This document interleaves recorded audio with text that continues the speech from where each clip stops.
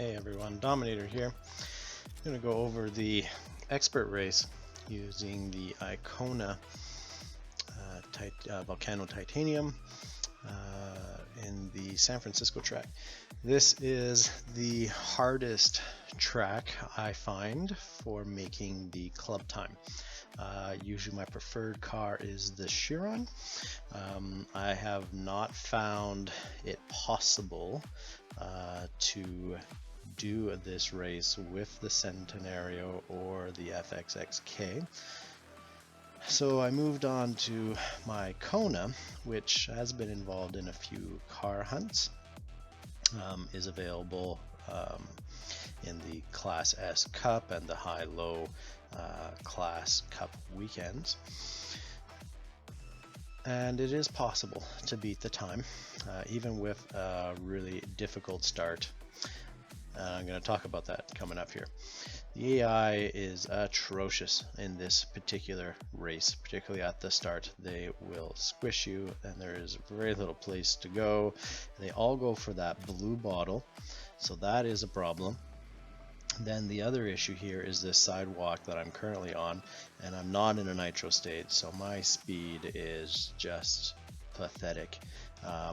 And the reason why I'm taking this route, one, I'm getting knocked this way. Two is to avoid that truck that you see to my right.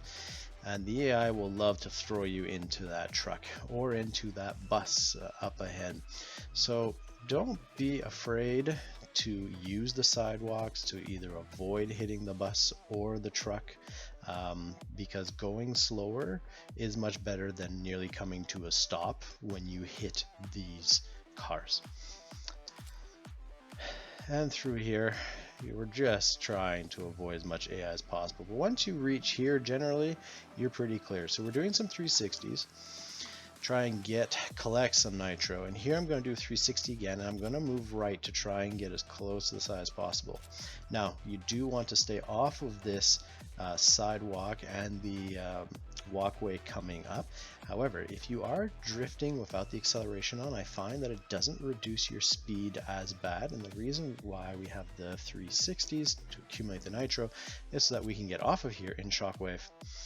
And then here, it is important to capture at least the orange, or yellow, sorry, and a blue to be able to have shockwave for the upcoming ramp here. And we want to shockwave it. You want to go too high. If you go too high, you're just going to lose and waste some time. Now here, coming up over the mound, I'm already drifting without the accelerator on. And when you drift in the air, you do accumulate nitro. This will also make it so that we have a relatively smoother hitting of the wall.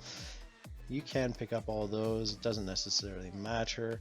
When you drift around here, you should have another shockwave. I would prefer that ramp be taken lower to be able to hit the nitro bottles instead. I hit it too high, meaning that I slammed into the guardrail, which means that my speed went down.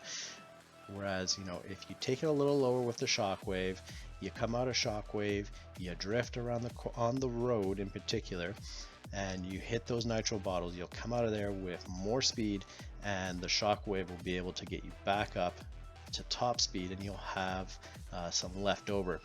Here, unfortunately, because I hit the guardrail and I'm on the gravel, both of which are no-nos, my speed is significantly reduced. The shockwave won't be enough to get me back up to top speed.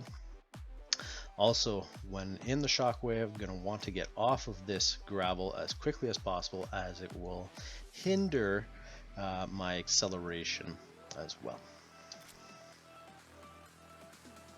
And now we're going to go through the tunnel. You can go either side. It doesn't really particularly matter, whatever's most comfortable for you. We got the bottle. We're going to use the orange nitro to just power over top of the mound and across the finish line to the end. With that is a 109.773. Club time is 1:11.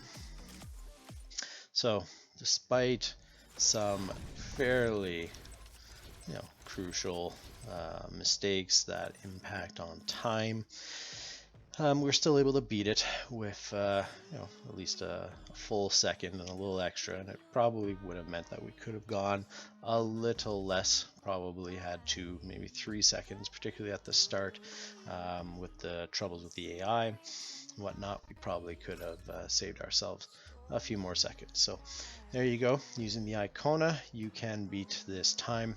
So good luck, racers, and we'll see you out on the track.